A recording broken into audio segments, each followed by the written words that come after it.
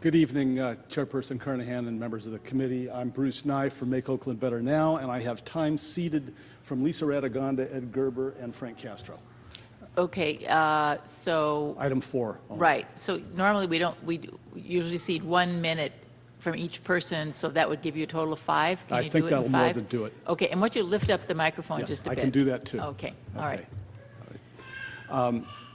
Make Oakland Better Now is a citizens advocacy group supporting public safety, public works, transparency, and accountability and budget reform in the city of Oakland. There is so much to talk about on the subject of public safety, and there's not nearly enough time. Paramount always is going to have to be what the city of Oakland is going to do about sworn police staffing.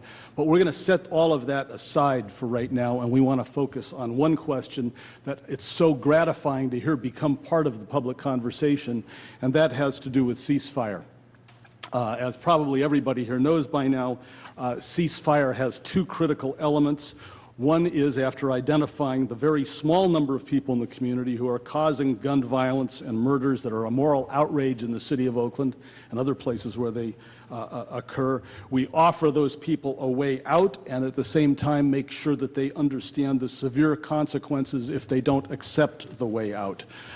Support for that and the origination of it comes, as has been mentioned, from Professor Kennedy from the John Jay School in New York. If there's anyone in this group who hasn't read his book yet, don't shoot. I strongly, strongly recommend it. Until recently in Oakland, sadly, we had what we sometimes refer to as ceasefire light, the call-in program, which had only one element, which was the offering of services. And sadly, the only thing that we seemed to measure was how many services were offered and accepted, and there was no indication and no measurement of the impact of the program on violence reduction. It's a little bit disconcerting to see the frequent mentions now of Chicago ceasefire. Chicago ceasefire is a very well-intentioned program. If anyone has seen The Interrupters, it's hard not to fall in love with a lot of the people that are involved in it, but there isn't very much evidence that it works. It's basically an outreach program, and there's a lot of evidence that outreach programs work well in conjunction with the rest of ceasefire, but not so well by themselves. What does work is the Boston model and the Cincinnati model and the Stockton model. I've been overwhelmed by stories of when ceasefire first came to Boston, bags of guns started showing up on the back porch of the police department offices, unsolicited.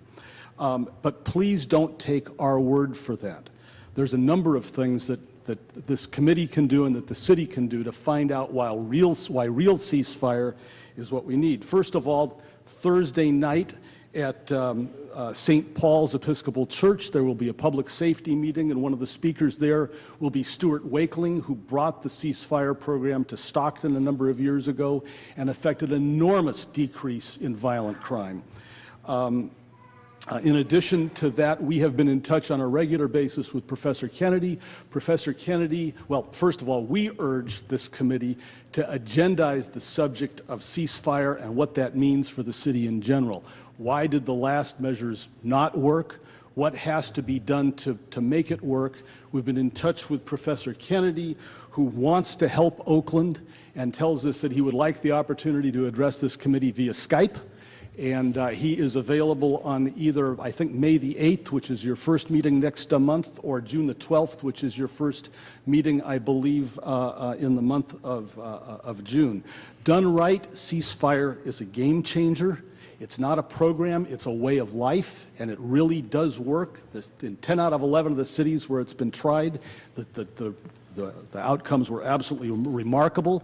Done wrong, it's just another failed program. So we urge this to that this becomes a major priority for this committee and for the city of Oakland. Thank you very much. Thank you.